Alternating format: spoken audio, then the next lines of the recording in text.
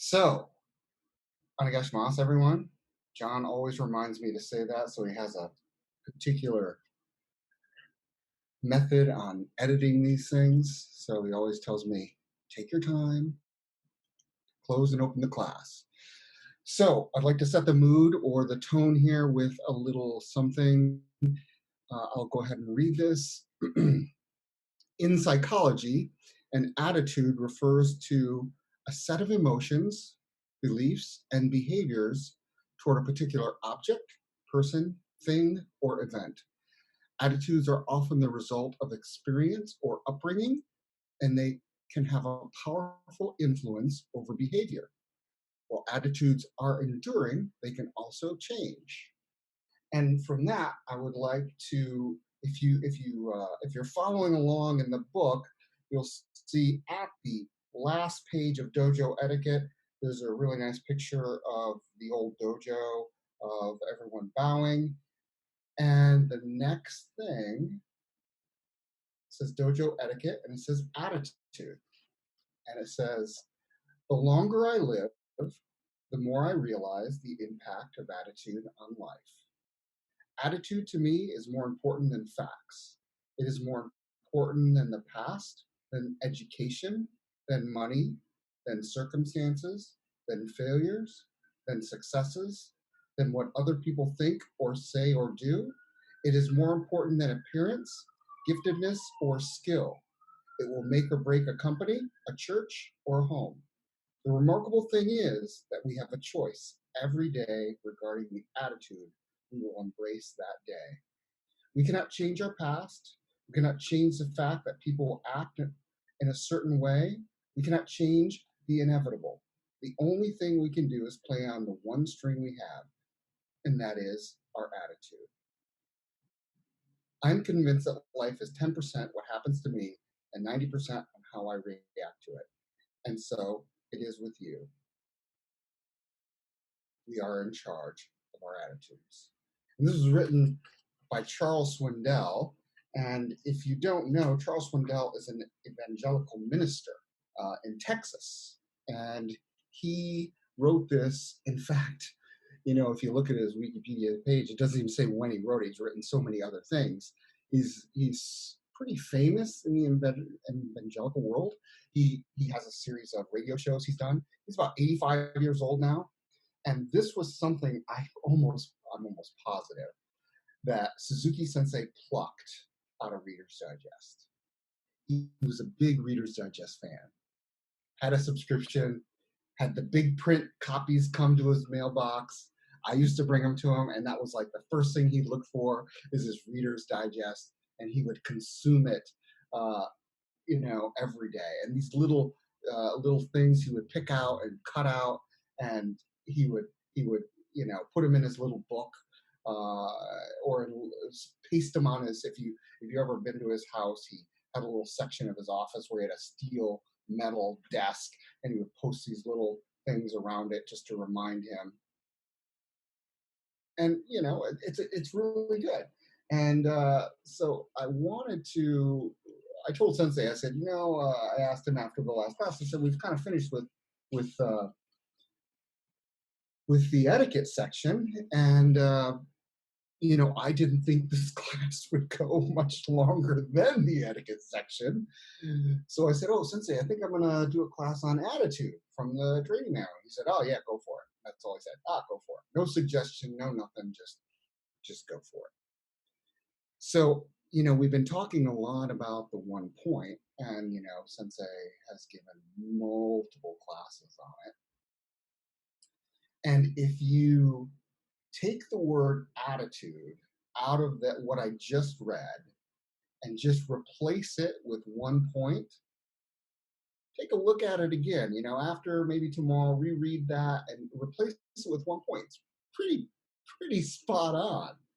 So I would like to get your guys' input on this. I'll give you the freedom to talk about, your first experience with 1 point, how you like it. Now, we have to all understand that, we have the 4 basic principles, and those, keep 1 point, keep weight on your side, relax completely, extend key. It's like commands, but we have to realize that those aren't commands. It isn't a command, keep 1 point or else. This is what a person with mind-body unification manifests. That's how you can kind of look at it. So with that in mind, I'll give you guys the freedom to just tell us your experience with attitude, 1 point, conflict, resolution, whatever you'd like to discuss. So we can all just kind of partake in this discussion. And I'll start it off with Lillian Paiva Sensei, because she always has something to say. And she's going to go, I knew you were going to call on me first. In fact, take it from there, Lillian. Oh boy. Hello, everybody. Actually, I was hoping you'd call Charles Sensei or somebody else first. 1 point. Very interesting. I always used to think, growing up as a teenager, I had a good attitude. I was kind of a Pollyanna. And it could be because my house was so dysfunctional that I tried to find the good in everything around. And I thought I understood what being grounded and happiness was. And then I started Aikido. And, I don't know how many dumb questions I've asked over the years, but it's not one of those things to me that you really have a defining moment, per se, in keeping 1 point, except having worked in a world of men as a landscaper, and men always using muscle, they would over tighten valve boxes or things, and I'd have to come along as a 5'4" little short woman who used to weigh 120 pounds and try to undo these things men did. And the more I tried to muscle it, the less I could do it. So my personal experience and understanding that Aikido works, but they say, okay, just let go of the physical, relax, and just do it. And that got me through so many difficult situations at work. But this attitude thing, I've always loved this. I read it to my class every once in a while. And it's not so much that they need to be reminded as I need to be reminded. So for the moment, until somebody else comes up with something that goes, oh yeah, thank you very much for letting me speak. You're most welcome. Attitude is one of those things. It's so, this, I don't know, it's not really a poem, but this little statement is something that you'll hear quoted over, little bits of it quoted. Life is 10% of what happens to you and 90% of how you react to it. I've heard that up to 1 million times, and people go, hey, where'd you hear that? Oh, I don't know, so-and-so used to say that. It's just one of those pieces that is really fun to read. And yeah, I read it to the beginning classes a lot, and always it's new to me. It's always very refreshing to read that. And today when I read it and went, oh wow, if I just replace the word attitude with 1 point, boy, isn't that spot on? So with that in mind, I would like to ask Toby Vogel Sensei to give his 2 cents, 3 if he has an extra.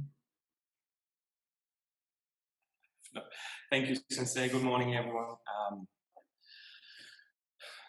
This is difficult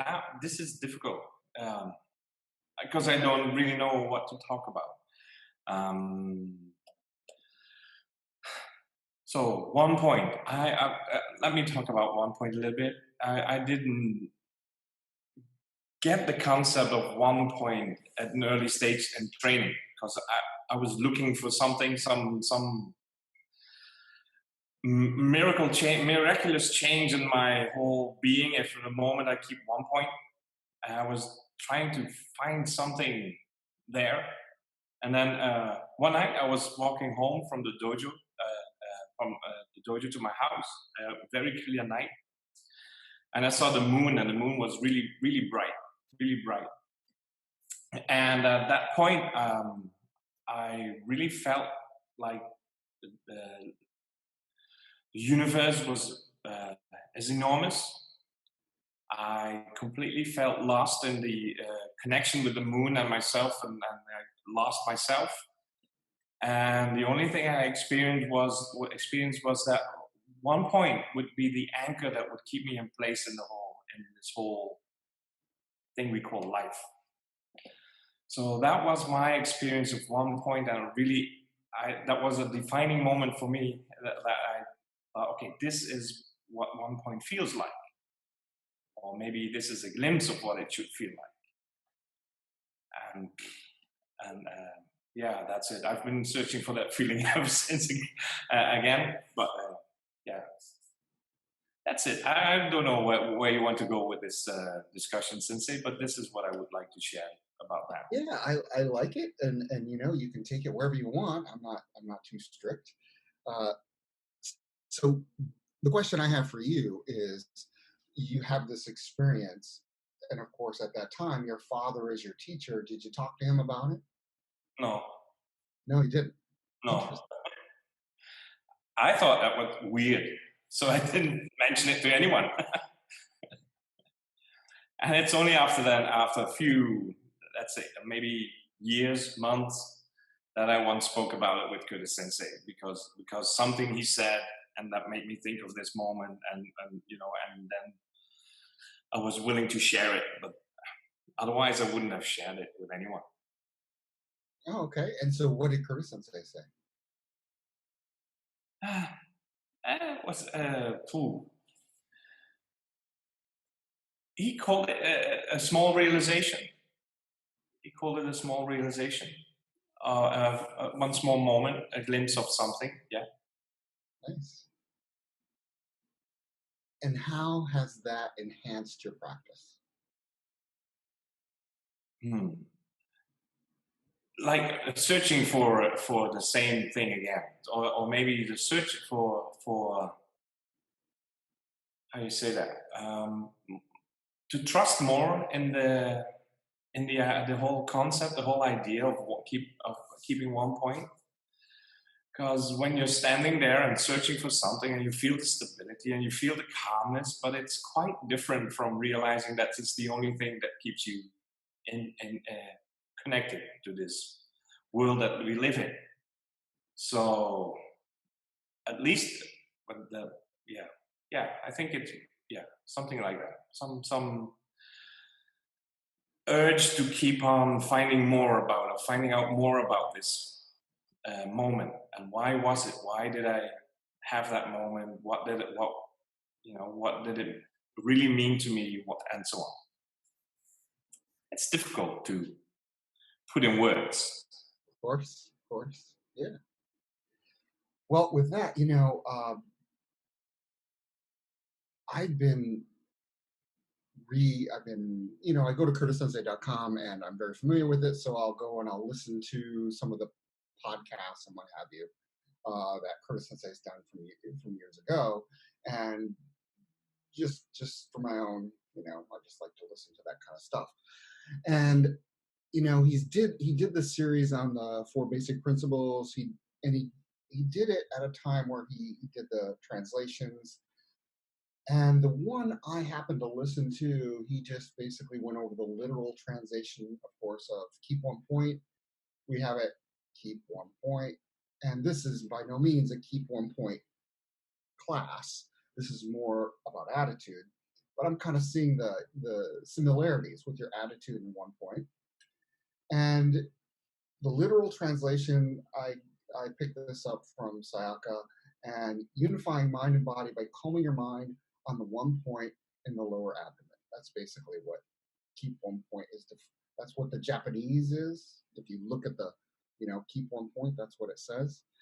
And I find it interesting that when I'm teaching beginners one point, I teach them physically, okay, stand on, first posture, let your body, rest on its underside, et cetera, et cetera, et cetera. But we never really talk about the mental aspects of keeping one point. mind and body are uniform, but mind leads body. And, keeping one point is having that moment where you know what you're going to say before you say it. So you're not like, oops, I shouldn't have said that. To me, that's you've lost it, in a sense. So I'd like to go to Charles Boyer, Sensei, and get his input on attitude or one point. Thank you, Sensei. How are you doing tonight? Good, good. Yeah, well, so this is it's hard to put your finger on this, on attitude. I can share some of my experiences early on that kind of affected how I think about training and how I think about my life. So, I say it a lot. I was very fortunate. I've been very fortunate in my training practice in general.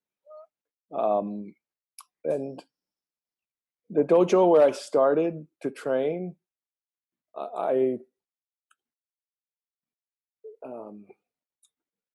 noticed, right away that when the class was over and the instructor, the teacher was taking off hakama,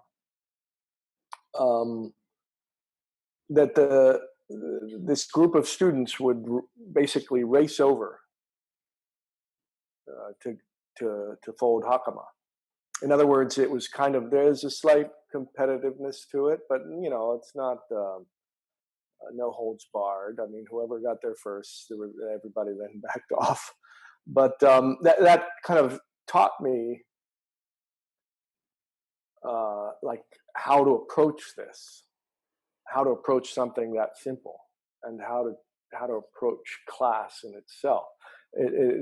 I would notice that the students would all be there before I got there, and so those kind of things affected my attitude towards training. And I'm of course, with some practice, I started participating in this dash to get to the sensei and fold the hakama. And I'm not sure every dojo does this, but this helped me understand what the practice is. And I still struggle very much with the idea of one point in relation to this, because when it comes down to a key test, I still think one point is something I have to find somewhere. It's not within me, but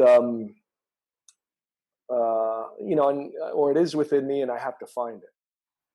So, but really, like, that's kind of being self-conscious. That's not it, right? But being like in this kind of serving mode all the time, if that's possible, is actually how I've come to understand one point. And it's really, this is an attitude. I mean, at the beginning, it was just seeing students act this way at the beginning, at the end of class, act this way about their training, got me to understand attitude in a very different way than I did. And it started to affect my life as well. So, and then also to understand one point a little more deeply, that is understanding one point, not something else. So that's, I think, what I can tell you. Yeah, I like it. It reminds me of a funny story. I had no concept of, how to assist a teacher. Like Boyer Sensei is talking about the mad dash to, fold the sensei's hakama, and we used to do that too. We wanted to be the ones to be the guy, fold the hakama. So I remember Kashiwa Sensei come to Arizona to give a seminar, and I was assigned to kind of take care of it. Well, if anybody knows anything, normally the guy who's assisting the sensei isn't the person folding the hakama. He usually delegates that because you got to take care of the sensei. You don't have time to do that. I did not know that. So, of course, class is ended. Koshua Sensei starts taking his hakama off. Boom, I'm right there, ready for the hakama. And I start folding his hakama. And he just looks at me and he just politely stands there and he's waiting for me to fold his hakama. And this is what I get. I think he's being polite, like waiting for me to fold it so I can give it to him. And I went, oh no, Sensei, you can go ahead and get dressed. I'll be right there. He didn't scold me. He didn't say anything. He just went and started getting dressed while I finished folding the hakama. Went in there like it was no big deal. Hi, Sensei, here's your hakama. And then here he's all dressed and ready to go. Goes, oh, thank you. And I thought I did a good job. I was amazing. I was so right. I have to say, I look back at that and go, oh my God, what was I thinking? But, you know, that reminded me of the mad dash of holding the sensei's hakama. I was right there with you. So, what I just get a kick out of that. What I'd like to talk about now is with Olaf Schubert Sensei. How's your attitude there, Sensei? Yeah, hello everybody. I have to say,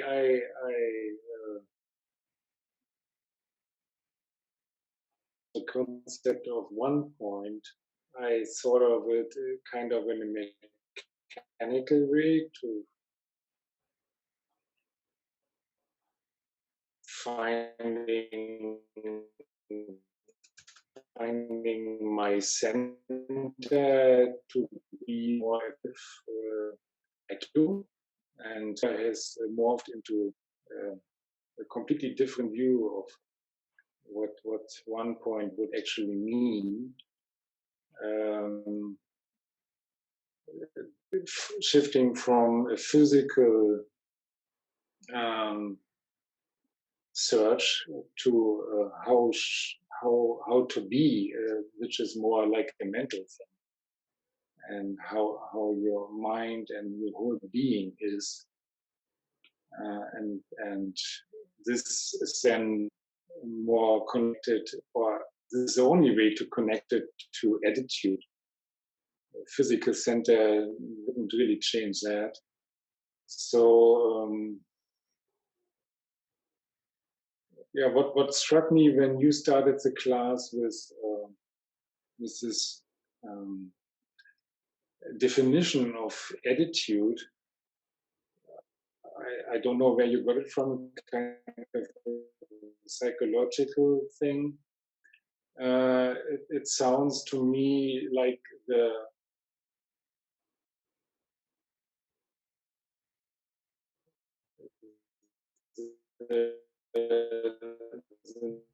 normal every pulse and how to behave and your conditioning towards certain situations and people and things, and like attitude is a set of how to behave, and this is always I have found in my experience this is hard to keep up because you can't have a set of how to behave for every kind of situation. So when you have a new situation, then immediately you don't know what to do because you encounter the main learning here from Aikido and from this other view of having a certain attitude by having 1 point, which for me now is more like it's how to be as a human being. And when you are in this different state, having 1 point, you automatically behave differently in all sorts of situations without having to have a set of rules for those.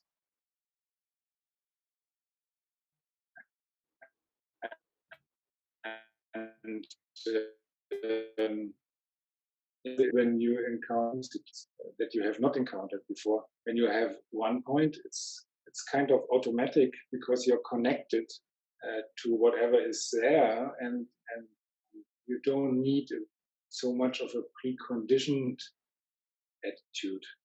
So I think, yeah, this is what I would like to say. That was came up to me when you read the.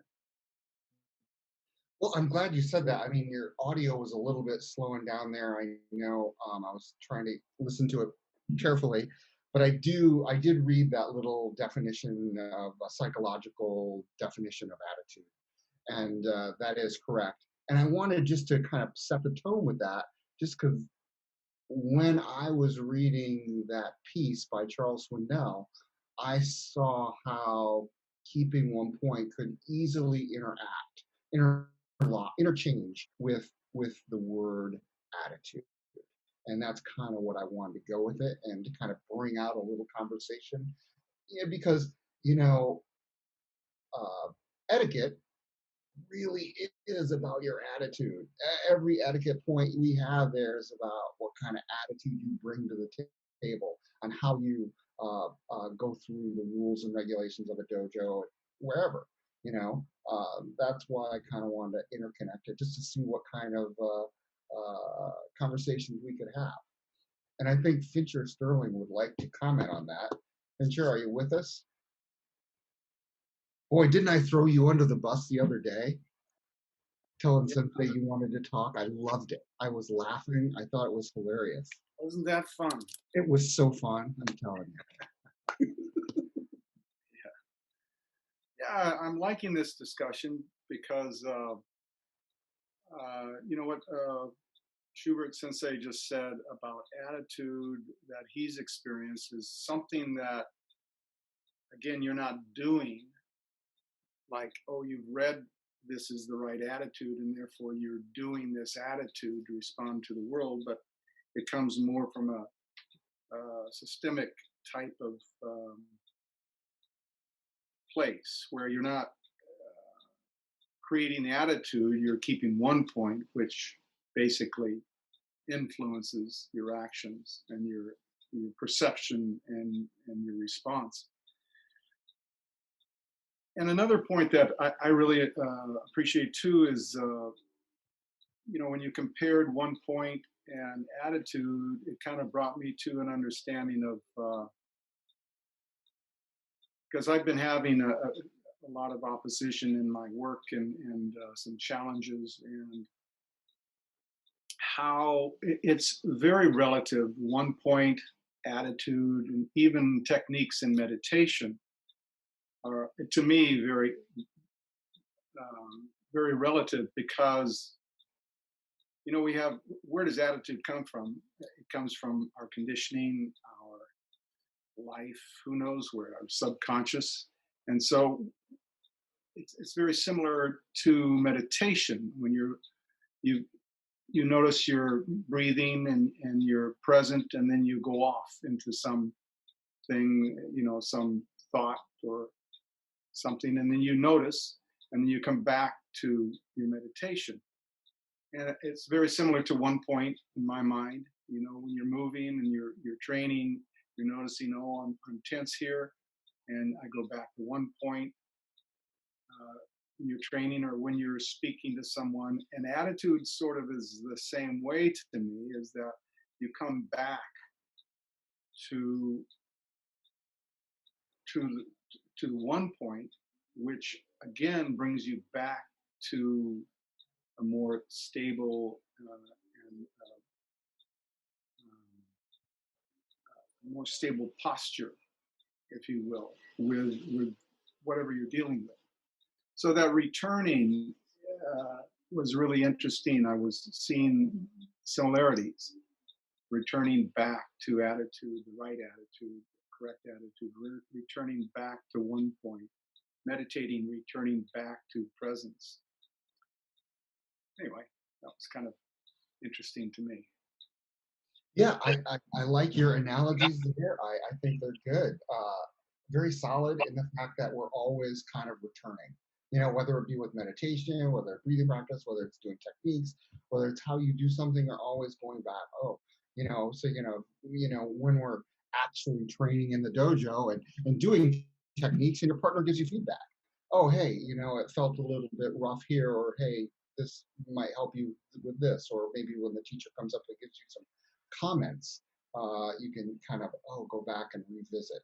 And that's nothing more than what we're doing with meditation and breathing of, start thinking about the laundry. Oh yeah, I gotta go back. I'm breathing now. Oh, I gotta do this at work tomorrow. Oh yeah, I gotta go back to my breath. And the object, of course, is not to beat yourself up. It's just a matter of just return and rest, return and rest. Uh, I would like to get somebody like a beginner new person. How about Nadia? I'm sure she would love to say something on this subject. Hello, Sensei, nice to see you again. So actually I was a little bit late, so I didn't hear what you said about attitude. So I will just tell a small story about one point, which I actually don't understand yet. So I haven't found it, and when I see comments, when I hear comments about it, it sounds like some mysterious point somewhere, I don't know where. So these talks are kind of religious to me. So I don't know if it exists or not. So my story is about books. Maybe you had that in your childhood, like with the stereograms. Do you know what is it? So it's a books with pictures that you can't actually see at once. So you must unfocus and then you see anything. So when I was a child, me and my friend very often went to a bookstore to find some of his books and see all the pictures. And when I grown up a little, I told my friends that there are some books with these pictures and showed it to them. I have such a book from childhood. Yeah, and everybody told me that there's no any picture behind this random, I don't know what, like this. You can't see actually anything in it. But I know that if you unfocus your vision, you can't see. So I know that there's a picture in the book, so probably there is a one point somewhere. But I don't know, maybe explanation is not very clear, because if somebody will tell me to think about something or to breathe or to do something that is understandable, I can do that. But when somebody tells me keep one point, that's not an instruction actually. So that's what I want to tell. Yeah, Nadia, I like those pictures. I remember we used to see those all the time. I could never figure them out. But when you do see it, you go, oh yeah, there, I see it. It's like it just pops out at you when you unfocus. I know exactly what you mean. And that's kind of like the reaction you have when you finally realize that you don't have to seek your one point. You've had it all along. You just need to get everything out of the way and be in it. So yeah, I totally relate to you. That's really good. I'd recommend, reading some of Letting Go. There's some sections on that on one point that Curtis Sensei talks about. Or if you go to curtissensei.com, and I'm sure you can find something on that subject. Just that, and the thing of it is you never know what is going to give you that aha moment. You just have to be vulnerable to it and open to it. And it could be, it could be with your best friends, it could be in class, it could be at any moment. And you'll go, oh yeah, that's it. So I'd like to stay in Europe, but Christelle, how you feeling today? Are you good? Yes, I'm feeling well. Hey. Okay. As you started the teachings with attitude, I think is a theme of my life. And Aikido and Aikido in daily life and attitude saved my life in a certain manner, because if I have many troubles at work and in organization, I work in social welfare organizations, and attitude and the yeah, attitude, it saved my live there on the work, because in very difficult situations when people act very uh, of their personal needs and of egoism, um, it let me survive there in this organization, because I rely on my ethics and my attitude, and I try to train not to fight, or yes, I rely on my ethic and my attitude, and so I'm always there. Even in the struggles at the dojo I told last week, uh, I think my attitude um, let me stay there and follow the teachings. So that's what to say. And through this last week, you Lilian Pavia Sensei told about the Japan experience um, and the Zoom classes. Yes, this is what to say. And I think about it, and I found this classes very precious for me, because it's I always want to share with all the other Aikido people and talk about the themes and how we rely on one point or on Aikido, how, which is our mind, and it's very precious for me. And I think of all the different perspectives on Aikido. So, and if you combined one point with attitude this morning, for us this morning, um, okay, through the Zoom classes and through this intense contact with Curtis Sensei and all the other teachers, my attitude, no, my insights to one point changed. And Curtis Sensei always taught the same,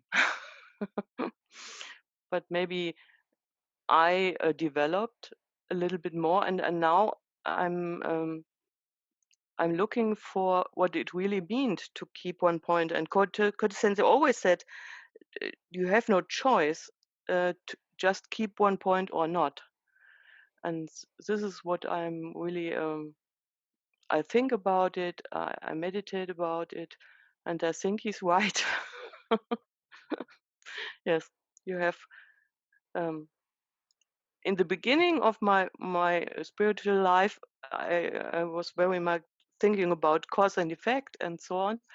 And now I think really you have only have the choice to keep one point or not, and this means very big deal. You maybe you say in English, I don't know, um, because you have to serve all sentient beings. I think it's just a little bit like the Bodhisattva vow, um, and this is really a great thing, because we are always thinking about ourselves and or think the others behave not the way we like to be treated, and so on and so.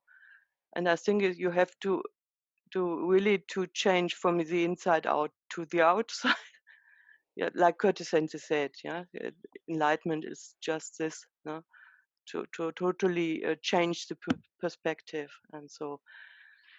And through the Zoom classes and through this information and insights from the other teachers, and I like really to listen to them.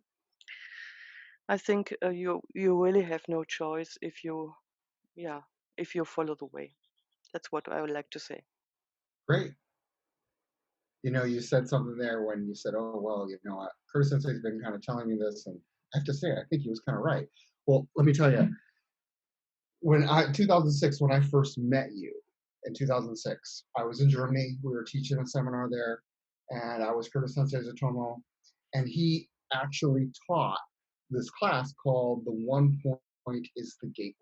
He drew this picture, and I took a picture of it, and it was this big class on this. And I remember going in the dressing room and saying, "Oh, Sensei, I didn't like that. Didn't like that at all." In fact, nobody got it. I'm telling you right now, nobody got it. Yeah, I don't. Where are you going with this? I actually am that kind of guy, Otomo, in my younger years, to say those things to Sensei with. In fact, Fincher would say, "Yeah, Tracy has no filter. He just tells you how he feels." and he's right, because I was like that, and I was no different with Sensei than I am with you guys. I would really just go into the locker room or the changing area, and I go, "Oh, Sensei, I didn't like it at all. Where are you going with this?" And it would be just like I'm talking to you guys. I talk to him just like that, not knowing any etiquette whatsoever. And yeah, I have to agree. I look back on that class. In fact, I was rereading some of the transcripts from that class, and I went, "Oh yeah, boy, did I miss the boat there." So yeah, I really liked what you had to say there, Krista. I'd like to come back, and I would like to ask Gloria Allstrom, how are you doing this evening? Thank you, Sensei. I'm doing very well. I have several thoughts, and I find that sometimes when I actually am keeping one point or experiencing one point, as the new translation says, that it's almost accidental. But I do have to tell a Nalawai Sensei story first. He's told us this many times, that when he first was learning about 1 point, he took a quarter and taped it to where he thought the 1 point was. And so he went around, keeping 1 point. And so when Tohei Sensei came back, he very proudly told him about that. And Tohei Sensei just laughed and said, "That's not it." So when I first started, and my first introduction to Aikido was at a weekend seminar. I think I may have mentioned this before. And I totally didn't get the 1 point thing. There was a place that, you thought of physically, but I had trouble keeping my mind on that when they were doing something else. So if I had stopped there, I would never have learned anything about Aikido. But there was something about it, about what people could do, the people who understood it, that intrigued me to the point that I looked for it, read something about Nalawai Sensei, and I said, "This is the man I have to study with." So I finally found him after 2 years and have been with that dojo ever since. But I find that I sort of almost accidentally find myself in these places. Like one evening, Curtis Sensei said in our Zoom meetings, he said something about just settling into the 1 point. And I don't remember if that. I think it was not that class, but the next one. It just sort of happened. I just settled into that 1 point, and I found that my mind almost didn't wander at all during any of the meditation. And it was one of the most peaceful experiences that I've ever had. And kind of in the same way, and maybe this is what happened when we were doing a seminar with Nanaka Sensei, when Curtis Sensei was having work done on his vocal cords. And so Nanaka Sensei was teaching that one, and we were going to cut bamboo.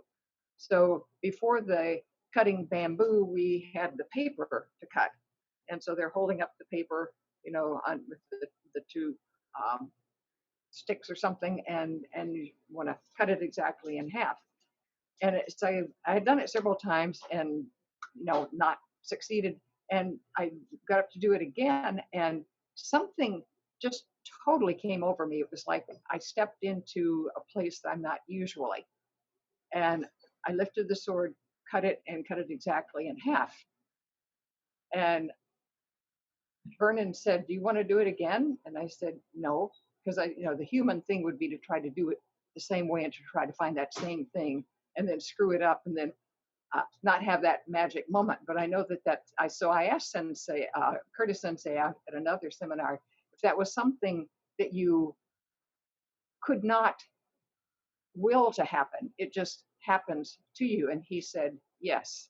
So I find that one point for me is often when I'm not trying to do it. Maybe it's the ultimate letting go. But and as far as attitude, I find myself kind of in what he said at one seminar was we start noticing what we're doing.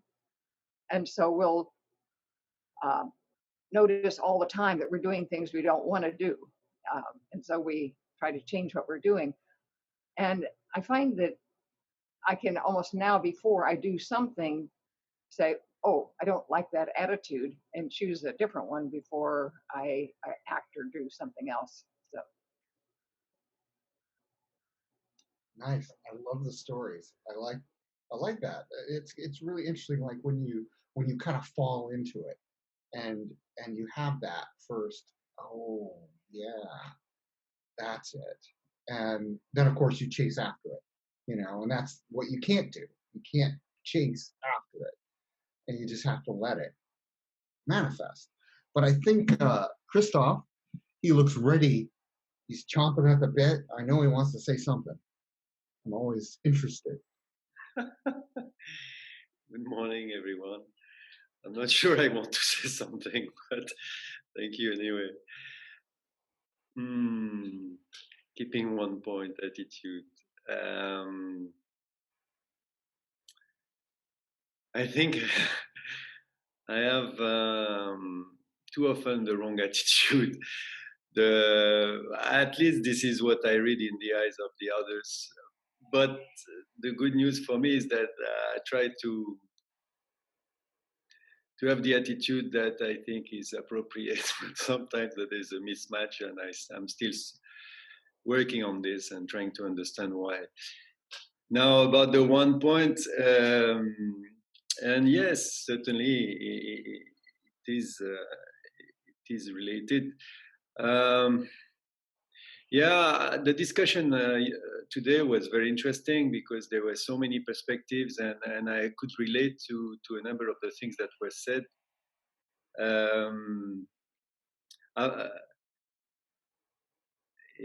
Yes, indeed, I've been looking. I like what Nadia was saying. I've been looking for something I was not really clear about at all, and I thought there was some sort of mystery, and I was but I was kind of dedicated. So okay, go deeper and deeper and deeper, and if you think you are there, still go deeper. So I was trying something, and so it's a curve. And certainly I lose one point. I keep losing one point. Maybe the progress I made is I am able to notice it easier, and as was said, I am able maybe to, at least to a certain extent, to come back to it, and this is very very enjoyable because yes, it provides some stability. So one of the things I've been thinking about a little bit is the teaching aspect, and I like very much dancing, and I like dancing with my hips and my waist, and so on the mat sometimes I really go to dancing images. And I evoke Brazil. I evoke dances that really involve, maybe all the dances at the end of the day, when they are genuine, they involve the body and the waist. But I really practice movement, introducing rhythm, introducing movement from my waist, in order to have the people understanding well, there is nothing super mysterious about the one point. It is down there, and if you put yourself in an everyday life situation, maybe you are using your one point without noticing, and dancing maybe sometime is one of these occasions. And then, of course, in the Aikido practice, pushing the big stone and this kind of thing is also I find it a very nice a way to bring people to this idea of one point. I also like to sometimes discuss with people who have no idea about Aikido, but they have, because in our everyday, in the day we speak in the current culture, people speak of being centered, people speak of center of gravity, people speak of things that are not the one point, but there is something of it. And I don't want to dismiss this. I say, yeah. So this is an interesting direction. Let's work on along these lines, and let's see if we can go deeper. And then from the physical thing, I try to move to the attitude thing, and see if people can make a connection for themselves and about what they see around them in terms of behaviors and attitudes, etc. I don't know if this is all making sense, but okay. I'm done with my input now for today. Thank you.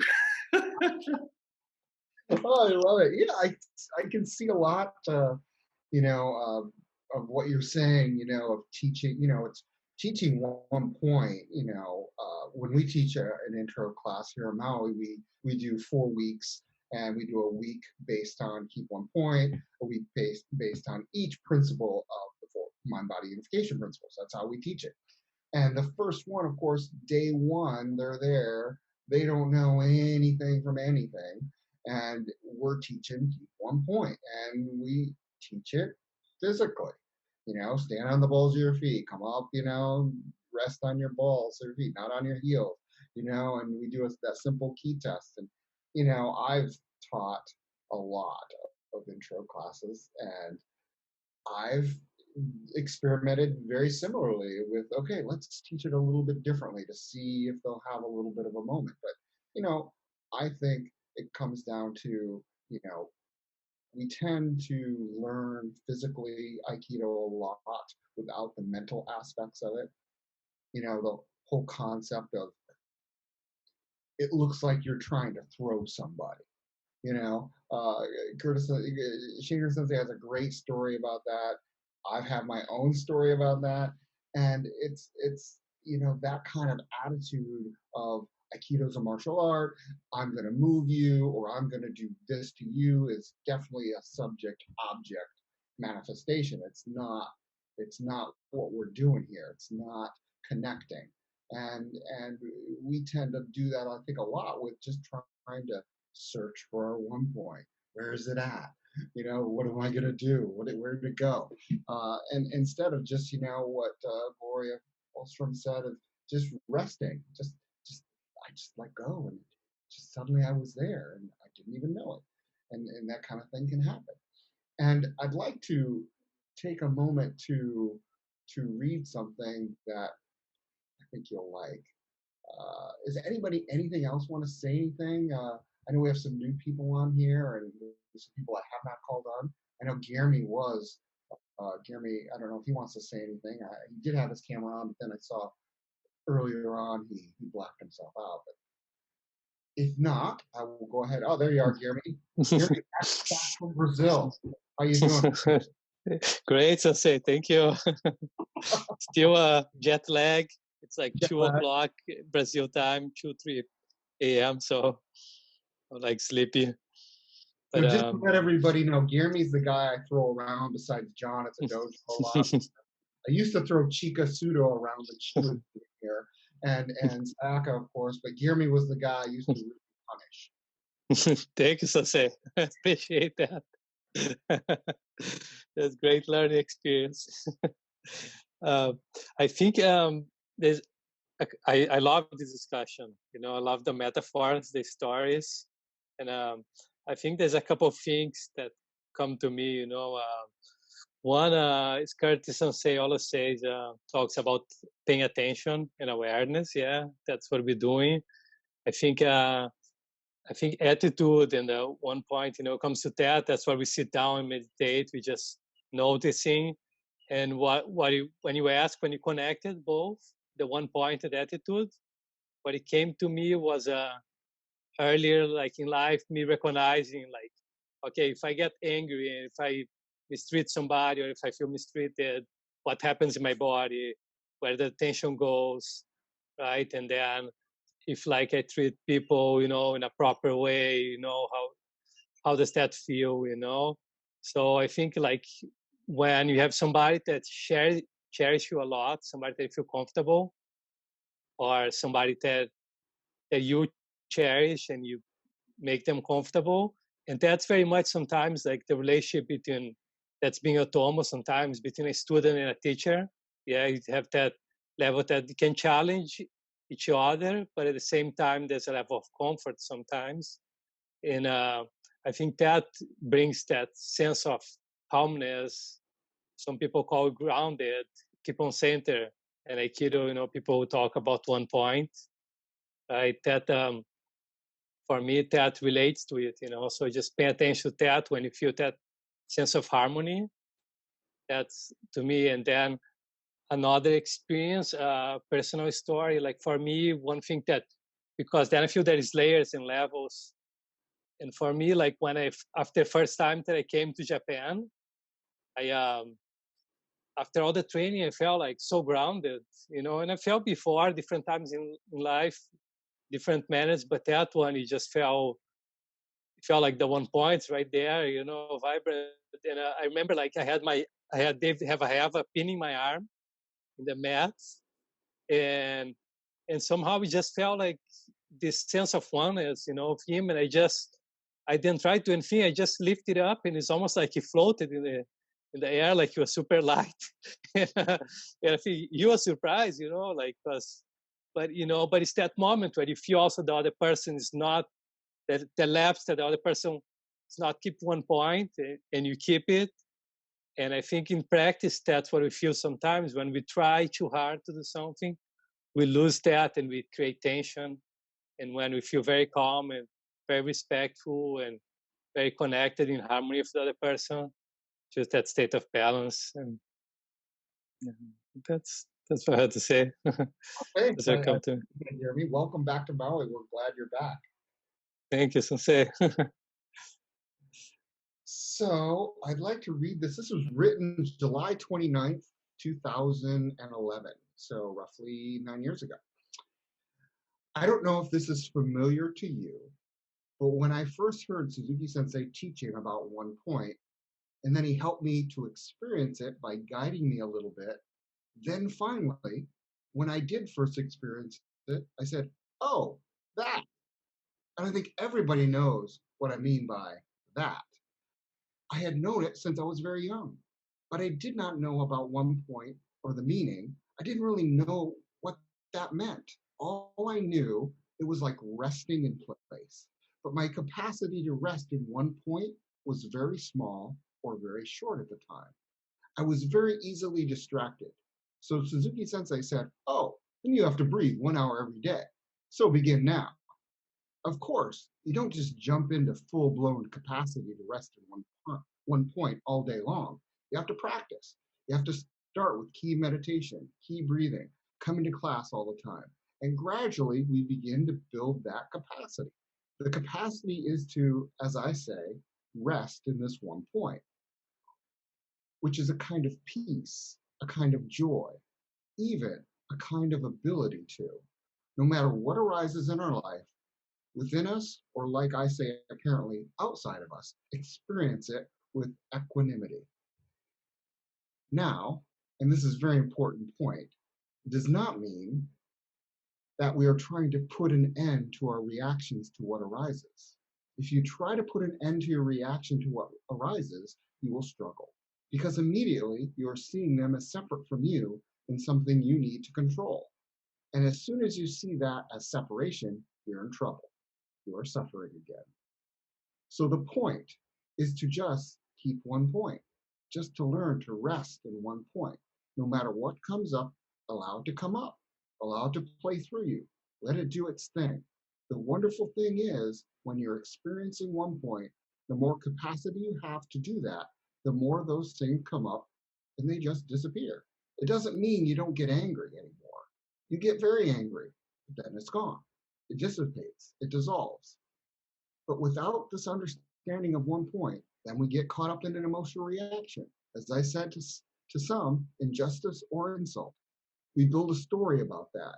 And the story, on the one hand, distracts us from one point, but also feeds on itself and continually builds this anxiety and uncomfortable feeling, a sense of separation, a sense of being someone special, and so someone not being recognized and not being respected. This story feeds this emotion and, of course, causes more suffering for ourselves and others. So that was from Curtis Sensei back in 2011 in a discussion about one point. And I selected that segment because I really enjoyed reading it after reading Charles Swindell's piece on attitude. So with that, our time is up. Thank you all so much, and we'll continue next Monday. Domo arigato gozaimashita.